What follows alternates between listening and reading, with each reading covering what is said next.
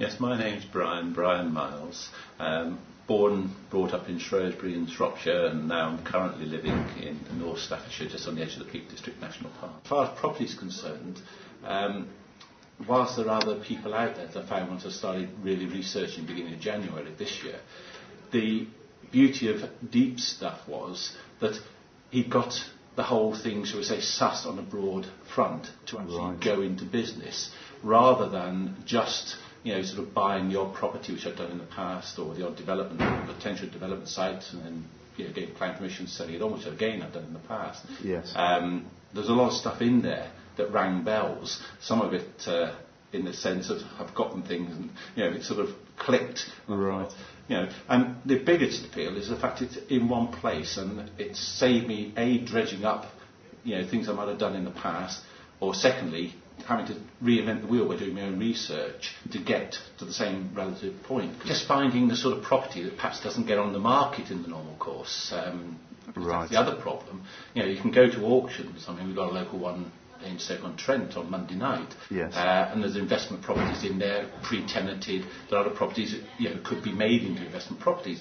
But you're going into an auction room, and it's to some extent luck of the draw. What's up for auction and what other people are prepared to pay for. Right, yes. If you can find properties that aren't on the market, or perhaps the other extreme, they've been on the market for 6 months and the estate agent's not performing, and you can do a deal, then obviously that's advantageous, because there's always going to be a reason why property, shall we say, perhaps hasn't got on the market. Yes. And I know Deep, again, he's very thorough in his stuff. I probably don't need to tell you. There's, so we say, always a reason underlying why it's on the market. Either they've suddenly got a financial shock, and it's a case I either sell this fast or I'm repossessed, whatever.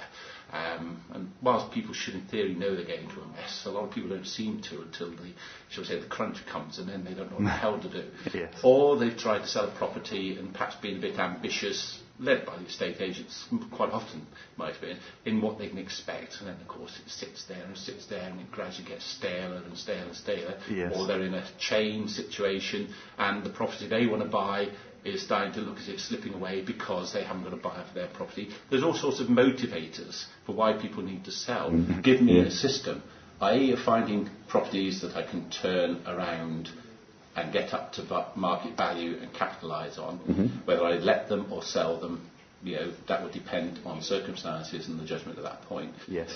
And at the same time, of course, I like the idea of the networking behind it, that if I find something which I don't want, I can still perhaps because there'll be somebody someone else does want it. Still benefit from it. It's this, so to say, business aspect of it to, in effect, sort of move sideways from one occupation to another that appeals, because it will feed both my own personal requirements in terms of a replacement income, but also from the point of view getting to a situation where I can build capital wealth.